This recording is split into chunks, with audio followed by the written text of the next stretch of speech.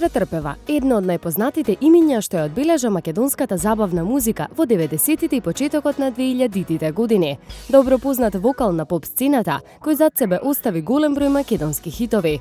Сигурно повеќето од вас се сеќаваат на Доприме, штом падне мрак и заврши се, како и хитот кој ја одбележа нејзината кариера, Само љубовта.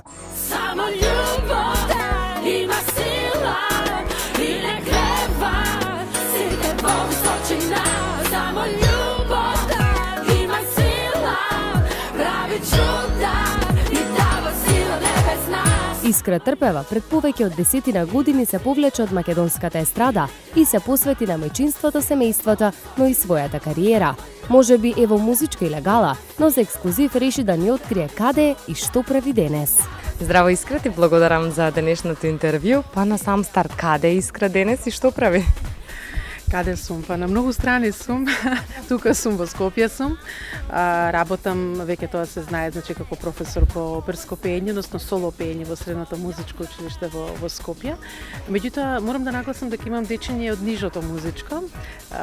Има прекрасни вокалчиња, има прекрасни деца. Македонија знаеме дека е поднебје на таленти. Бидејќи беше една од најпопуларните во 90-тите, зошто реши да се повлечеш од македонската естрада? Па, многу често е во прашање. Не сум повлечена. Значи не сум најавила дека нема да ме има. Напротив, секогаш сум кажувала дека ќе ме има, дека ќе бидам тука. Меѓутоа, сплет на околности, сплет на ситуации каде што очекуваш можеби повеќе, не го добиваш она што треба да го добиеш. Можеби и затоа нема нас што сме ете генерации што се со мене и па и пред мене.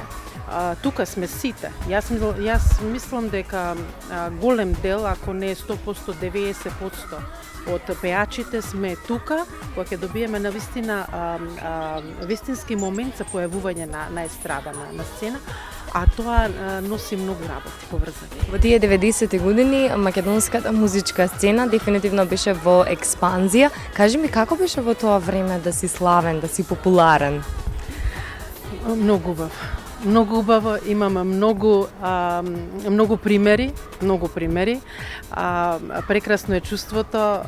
Јас само посакувам она што ни се случило нам, еве и стрикно мене.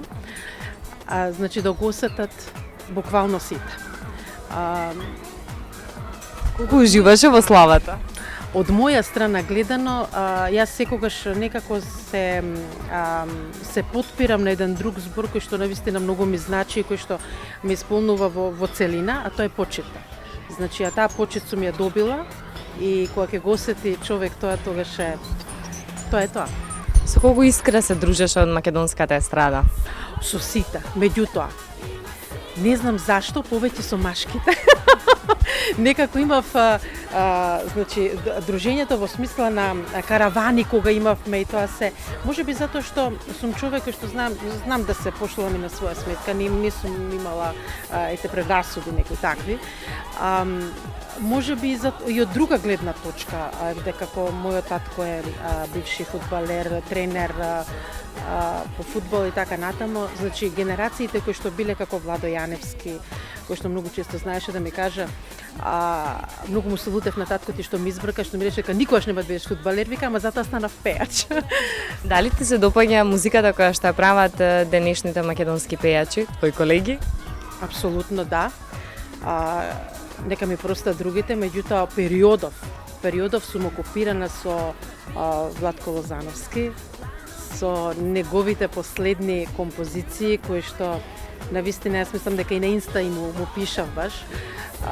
Јас така бев и на одмор, си ги слушав неговите композиции, навистина човек, голем професионалец пред се. Ти си посветена мајка, сопруга и работата ти е со дечиња. Има ли шанси киркичката да тргне по твои стапки?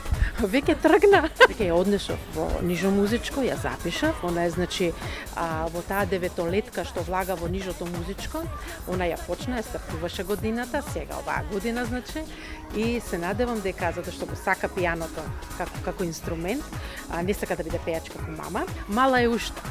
Допрва ќе отвара, допрва ќе открива работи за самата себе, и јас со нејза. Така да да сме здрави и живи пред се. Ти благодарам многу. Благодарам на вас. Поздрав.